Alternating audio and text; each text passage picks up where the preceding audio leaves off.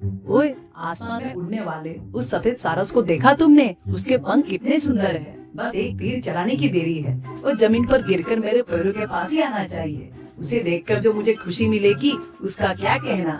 मगध राजा के जंगल के बीचों बीच घोड़े पर बैठकर धनुष पर तीर चलाते हुए राजकुमारी सुमति ने यह बात बड़े घमंड से कही। उसे शिकार करना बहुत पसंद था, किसी की जान लेना तो उससे भी ज्यादा पसंद था। पास ही अपने घोड़े को घास खिला रहे उसके वफादार सेवक भद्रा ने घबरा कर उसकी ओर देखा और बोला, राजकुमारी जी, उस बेचारे साहस ने क्या बिगाड़ा है आपका? वो आराम से मछलियाँ पकड़कर खा रहा है, उस पर तीर क्यों चलाना? हम अपने साथ रोटियां लाए हैं ना, उन्हें खाकर आराम से वापस चलते हैं, आइए। अरे चुप रहो भद्र, पक्षियों को मारने में जो मजा आता है ना, वो तुम क्या जानो। वो देखो, मेरा तीर जा रहा है। सुमति का छोड़ा हुआ तीर सीधा जाकर उस सारस पक्षी के सीने में लग गया। वह तड़पते हुए नीचे गिर पड़ा। उस पक्षी को मरता देख सुमति जोर जोर से हंसने लगी, लेकिन उसकी यह हंसी ज्यादा देर तक नहीं टिकी। पास ही झाड़ियों के पीछे से जटाधारी विद्याधर मुनि बाहर आए। उनकी आंखों में से आग बरस रहा था। मूर्ख लड़की, अपने मनोरंजन के लिए एक बेगुसर की जान लेगी? तेरा घमंड बहुत बढ़ गया है। तुझे पक्षियों का दर्द समझ में आना चाहिए, इसलिए मैं तुझे श्राप देता हूँ कि इस पल से तो दिन में 4 फीट सारस में बदल जाएगी और सिर्फ रात में ही तुझे अपना असली रूप वापस मिलेगा। तूने जिसे मारा है उस पक्षी की तरह बनकर इस जंगल में भटकती रहेगी। मुनि की बात होते आसमान से बिजली बन गई। सुमति का शरीर सिकुड़ने लगा, उसकी गर्दन लंबी होती गई और सफेद पंख निकल आए। बेचारा भद्र डर के मारे पेड़ पर चढ़ गया। राजकुमारी सुमति अब एक बड़ा सफेद सारस बन चुकी थी। भद्र, मुझे बचाओ, मेरी आवाज को क्या हो गया है? मैं राजकुमारी हूँ, ऐसे क्यों चिल्ला रही हूँ?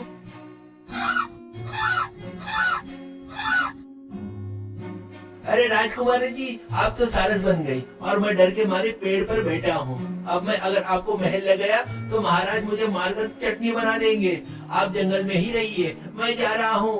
भद्रा वहाँ से भाग गया। सुमति को समझ में नहीं आ रहा था कि वो क्या करे। दिन में सारस बनकर तालाब में मछलियाँ ढूंढना और रात में इंसान बनकर ठंड से ठिठुरते हुए पेड़ पर सोना उसकी आदत बन गई थी। एक दिन एक चील उस पर हमला करता है। अपनी जान बचाने के लिए वो उड़ती हुई और पास के सुंदरवन नामक गांव में बलराम नाम के एक किसान के खेत में जा गिरी। बलराम बहुत ही सीधा साधा इंसान था और उससे भी ज्यादा कहीं वो एक नेक इंसान था। गिरे हुए सारस को देखकर उसे उस पर दया आ गई। अरे बाप रे, इतना बड़ा सारस, इसके पैरों में तो चोट लगी है। इसे ऐसे ही छोड़ दिया तो सियार आकर खा जाएंगे। चलो मेरी सारस रानी, मेरे घर चलो, मैं तुम्हें पुराने चावल भात खिलाकर पालूंगा। बलराम उस सारस को अपनी छोटी सी झोपड़ी में ले गया। उसने उसके घाव पर हल्दी लगाई, पट्टी बांधी और उसको कोने में सुला दिया। रात हो गई। बलराम गहरी नींद में सो रहा था। अचानक उसे कुछ आवाजें सुनाई दी। उसने आंखें खोलकर देखा तो जहाँ सारस होना चाहिए था वहाँ एक खूबसूरत राजकुमारी बैठकर रो रही थी। अरे बाप रे, भूत! सारस भूत बन गया। अरे बचाओ, मेरे खेत से भूत आ गया। अरे भले मानुस, डरो मत, मैं कोई भूत नहीं हूँ। मैं मगध राज्य की राजकुमारी हूँ। शिकार करते समय मुझे एक मुनि ने श्राप दे दिया था, इसलिए मैं दिन में सारस और रात में इस तरह इंसान बन जाती हूँ। बलराम हैरानी से मुंह बनाए देखते रह गया। सुबह होते ही वह फिर से सारस बन गए। बलराम ने उस सारस की अपनी जान से भी ज्यादा देखभाल करने लगा और खुश होकर बातें करने लगा। सारस जी, आप राजकुमारी करके मुझे पता चलने के बाद मुझे डर लग रहा है। दिन में आप ऐसे रहे तो अच्छा है। अगर तुमको मछलियाँ चाहिए या हमारे घर की ज्वार और सूजी खाएंगे आप? राजकुमारी हो इसलिए आपकी सेवा करना होगा ना। आओ इस चटाई पर बैठ जाओ, ऐसे कहता है। वो सारस बलराम को अजीब तरह से देखती है। हफ्ता भर बीत जाता है। बलराम उसकी अच्छाई से सेवा करता रहता है। उसे धूप न लगे इसलिए वो उस पर छत ताने रहता था। रात के समय जब राजकुमारी बन जाती तो वह उसके लिए जंगल से फल लेकर आता था। बलराम का भोलापन और जानवर के प्रति उसका प्यार देखकर राजकुमारी का दिल पिघल गया। बलराम जी, हमें उस मुनीश्वर को ढूंढना होगा। अगर वो मुझ पर दया करेंगे तभी मुझे उस श्राप से मुक्ति मिलेगी। आप मुझे अपने कंधे पर बिठाकर जंगल ले चलिए ना। ऐसा कहती है। बलराम उस बड़े से सारस को अपने कंधे पर बिठाकर पूरे जंगल में घूम रहा था। आखिरकार वो उस जगह पहुंच गए जहाँ विद्याधर मुनीश्वर तपस्या कर रहे थे। बलराम मुनि के पैरों पर गिर पड़ा। स्वामी जी, मेरी यह सारस रानी बहुत तकलीफ में है। मछलियाँ न मिलने पर ये कभी कभी मेरे खेत में घास खा लेती है। कृपया करके वापस इसे इंसान बना दीजिए। अगर आप चाहे तो मुझे सारस बना दीजिए, मैं तालाब में तैर लिया करूँगा। बलराम की बोली बातें सुनकर मुनीश्वर हंस पड़े। राजकुमारी सुमति ने सच्चे दिल से उनसे माफी मांगी। क्या सुमति, क्या अब तुम्हें पक्षियों का दर्द का एहसास हुआ? किसी की जान लेना बहुत आसान है, लेकिन जान देना बहुत मुश्किल है। उनसे प्यार के कारण तुम्हारे लिए पूरे जंगल में भटकने वाला यह किसान एक महान इंसान है। अगर तुम इस इंसान से शादी कर लोगी तो तुम्हारा श्राप हमेशा के लिए खत्म हो जाएगा। तभी तुम्हारा घमंड टूटेगा और तुम्हें प्यार की अहमियत समझ में आ जाएगी। सुमति खुशी खुशी मान गई, लेकिन बलराम डर गया और कहता है, स्वामी, मैं तो एक बहुत गरीब किसान हूँ और एक राजकुमारी है। मुझे राजमहल में नौकर रख ले, बस इतना ही काफी है। शादी से मुझे डर लगता है। तभी राजकुमारी, अरे बलराम जी, डरिए मत, आपने मेरी जान बचाई है। आप ही मेरे जीवन दाता है। चलिए मेरे राज्य चलते हैं। बलराम उस सारस को अपने कंधे पर बिठाकर राजमहल ले गया।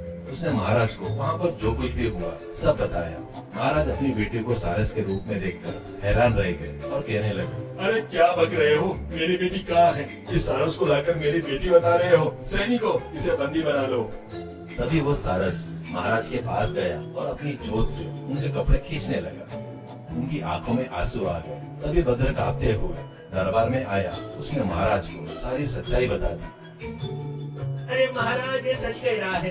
मैंने सब कुछ अपनी आंखों से देखा है। मुनि जी ने राजकुमारी को सारस बना दिया था। तब से मैं डर के मारे राजमहल के बाहर ही भटक रहा हूँ। महाराज शादी के लिए मान गए। राजमहल में एक बहुत ही अनोखी शादी हुई। एक तरफ बलराम रेशमी कपड़े पहना था और उसके बगल वाली चौकी पर वो 4 फीट की सारस थी। जब पुरोहित मंत्र पढ़ रहे थे तो सारस बीच बीच में क्वैक क्वैक करके जवाब दे रही थी। पुरोहित जी ने पूछा, अरे बलराम जी, अंगूठी सारस के पैरों में पहनाओगे या उसकी चोंच में? बलराम ने कांपते हुए सारस के गले में मंगलसूत्र बांध दिया। बस फिर क्या, अचानक पूरे कमरे में तेज रोशनी चमकी और धुआं सा छा गया। सबने अपनी आंखें बंद कर ली।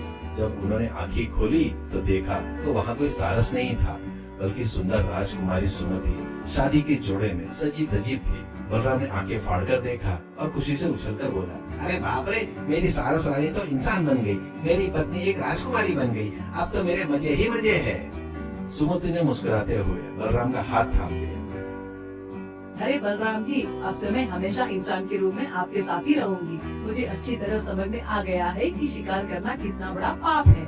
महाराज ने बलराम को अपना दामाद स्वीकार कर लिया। उस दिन से राज्य में शिकार करने पर पूरी तरीके से पाबंदी लगा दी गई और जानवरों के लिए विशेष आश्रम बना दिए गए। बलराम और सुमति खुशी खुशी अपना जीवन बिताने लगे।